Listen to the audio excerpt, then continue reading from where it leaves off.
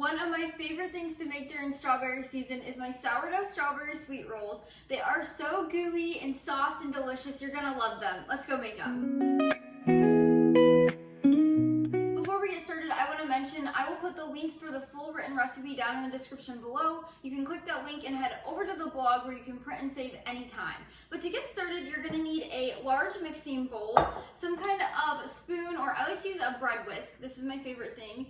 And then we're going to grab some sourdough starter. So your sourdough starter needs to be fed, which means it's active and bubbly, and it will rise your dough during the bulk ferment. So to do this, if you're not sure how to feed your sourdough starter or you need a few tips, go down to the description below and check out all of my tips down there. I also have troubleshooting if you have a weak starter or if you have any issues during this recipe. So we're going to add in half of a cup of fed sourdough starter. So just going to add that to the bowl.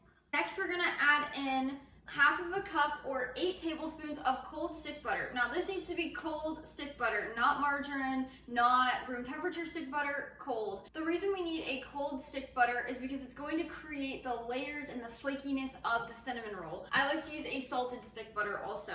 So then we're going to just grate this in here. So I have a cheese grater and I like to just grate this in. If you don't have a cheese grater, you can cut this into small little pieces and then you can use a fork to mash it down into pea-sized pieces into your dough, but I like to do it this way. If you're gonna use the fork method, you have to add in the flour and the butter together first before any wet ingredients. But if you're gonna use a grater like I am, which makes it so much easier, you can just add it all in together. Next, we're gonna add in 3 cups of all-purpose flour. I like to do an organic, unbleached all-purpose, but you can use any kind.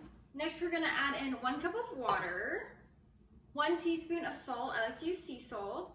Finally, 2 teaspoons of raw unfiltered honey. You could also use maple syrup if you like, and I would suggest a pure maple syrup, but I like to use the honey for the best flavor. Once you have all your ingredients in the bowl, you're gonna grab your whisk or spoon and we're gonna mix this together. You wanna make sure all of those butter pieces are distributed throughout the entire thing of dough. As we begin to stir this, you're gonna see it come into a little bit of a dough. It's gonna be shaggy. That's exactly what you want.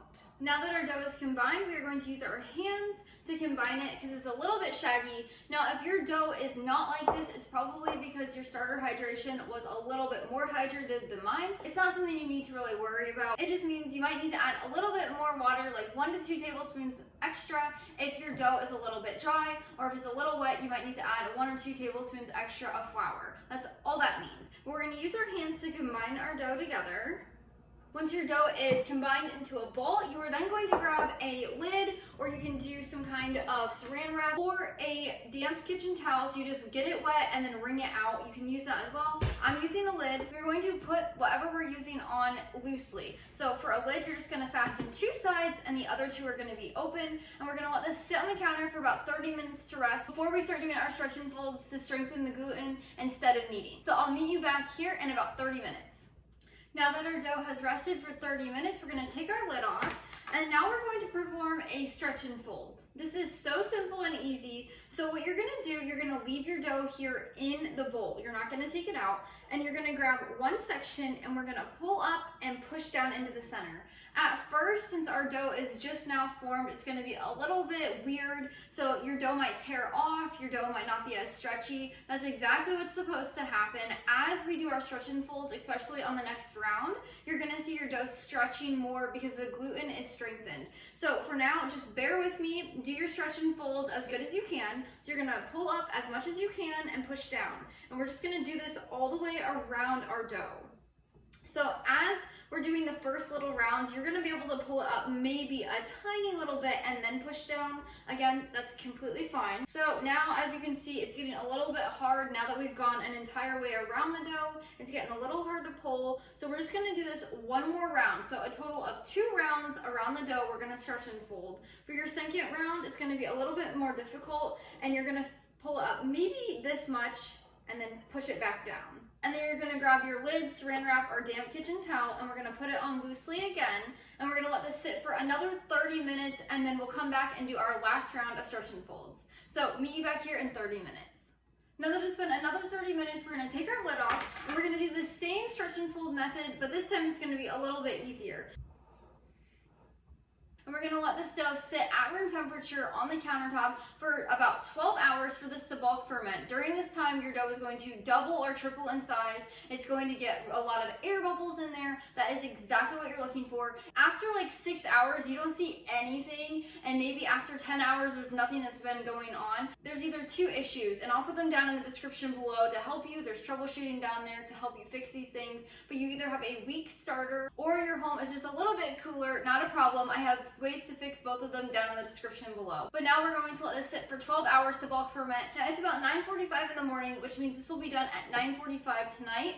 I do not want to make sweet rolls at like 10 o'clock at night. So when this is done fermenting and it has sat for 12 hours, it's doubled, tripled in size, then I'm going to shut the lid to make it airtight. I'll put it in the refrigerator until I'm ready to use it in the morning. So you can let it sit in the refrigerator up to 48 hours. So I'll let it sit in there for about 12 hours until tomorrow morning at this time when I meet you back here to continue this recipe.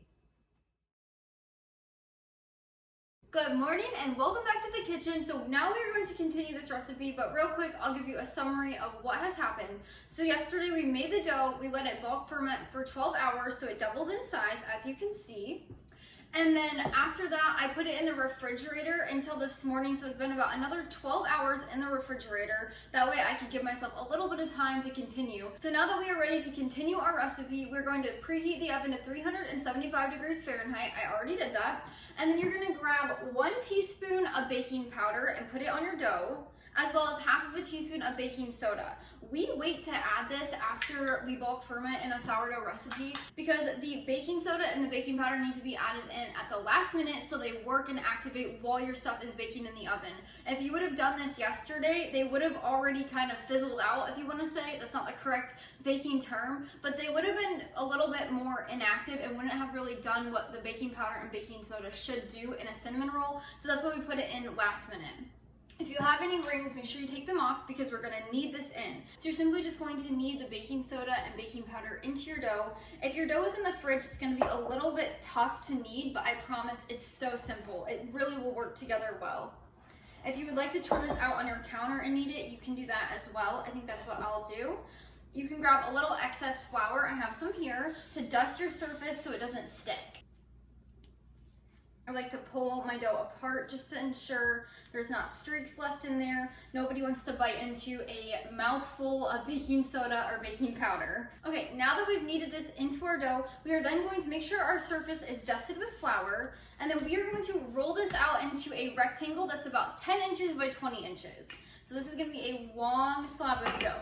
Once we've got our dough rolled out into that 10 by 20 inch slab, it's gonna be about 1/2 of an inch thick, 1/4 to 1/2 of an inch, somewhere in there. It does not need to be perfect, so if you wanna get a tape measure out, you can, but you do not have to, just kinda eyeball it. But now that we have that rolled out, we are now going to grab 3/4 of a cup of strawberry filling. So you can make this homemade. I will put a video up here, I'll link it there, and down in the description below for my homemade strawberry filling. It's made with honey and not sugar, and it's all natural, no dyes or anything. So that's what I have right here. You can also use strawberry jelly, strawberry jam. We are going to add this onto our dough slab, and then we are going to spread this filling evenly over the entire slab. So you want to do it all the way to the ends. You don't want to make a quick note here. If you want to make sure there's not a huge mess, if you leave about 1 inch at the very end of your slab of dough without filling, that'll make it easier to shape and less gooey so it won't gush out everywhere. It's going to be a pretty thin layer, which is what you want. Now before we roll this and shape our sweet rolls, we want to grab a 9 by 12 inch pan or something like that. So this is a metal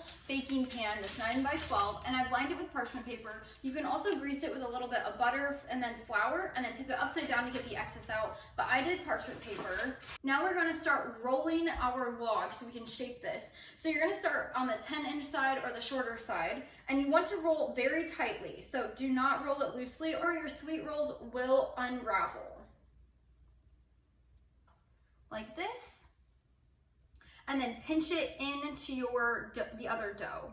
Now we are going to cut this log into 9 2-inch rolls. So you can do this with a serrated knife like I'm going to do, or you can do this with an unflavored, unwaxed dental floss. So that means you'll just go underneath and pull it and squeeze. But if you're using a serrated knife, just make sure you use sawing motions. And as soon as you get one done, you're going to take that end that might be unraveling and pull it down so it sticks. And then you're going to grab this and put it in your pan right away. I like to put the ends in the center just because they're a little bit smaller. See, you're gonna do 3 rows of 3, and if you want to make sure the rows have about 1/4 of an inch between them, but if you don't have room to do 1/4 of an inch between these guys, don't worry about it. They're gonna bake together anyway. Now that our sweet rolls are cut and put in our pan, you can now put saran wrap over this or more parchment paper, and you can stick this in the fridge overnight up to 24 hours before you bake this. So say you want to make these ahead for breakfast the next day, you can do this the night before and then just bake them in the morning. But I'm going to continue this recipe. So to continue it, whenever you're ready, you're going to add in 1/3 cup of milk over all the sweet rolls. So like what I like to do is I like to pour it between.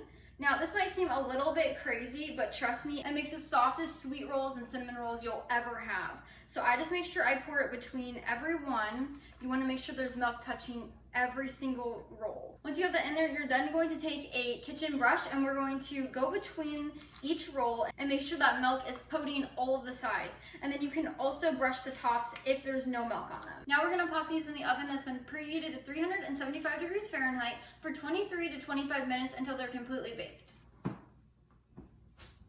We are now going to make our strawberry cream cheese icing for the top. It is so good, and it's sweetened with honey just like the rolls. So there's no regular sugar in this recipe. So to get started, we have 8 ounces of plain unsweetened cream cheese in our mixing bowl. Then we are going to add in 1 teaspoon of milk, 1/2 cup of strawberry filling or strawberry jam. I'm using my homemade again. 1 teaspoon of pure vanilla extract, and finally 2 teaspoons of raw honey.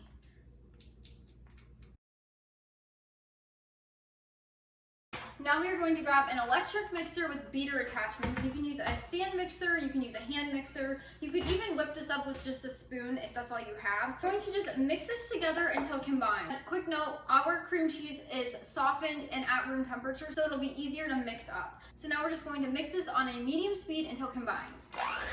And then when you're done mixing this, we're just gonna set it aside until our rolls come out. Now that these have baked for about 23 to 25 minutes, we are going to put them on a cooling rack or some kind of coasters, and we're gonna let these cool for about 5 minutes until we add any icing on. When we do add our icing onto these, you only wanna ice the ones that you wanna eat at that moment, because once you put this cream cheese frosting on your sweet rolls, you have to then refrigerate them. So say you wanna warm up your sweet rolls, but you already have frosting on it, that's gonna make it really hard. So store them separately and add the frosting on when you're ready to eat them. When you're ready, then you can begin frosting. So I like to add a little bit to the ones we'll eat right away. So just like that. It looks fantastic. And that's how you make strawberry sourdough sweet rolls. It's so simple, they are amazing. I'm about ready to dive in. We're having these for lunch with a little bit of ham on the side. They're a great breakfast, they're a great snack, a great dessert, and of course, if you wanna have them for lunch, you can do that too. If you'd like to check out the full written recipe, there's a link down in the description below. You can head over to the blog and print and save this recipe anytime. Until next time, go bring life into your home through the kitchen.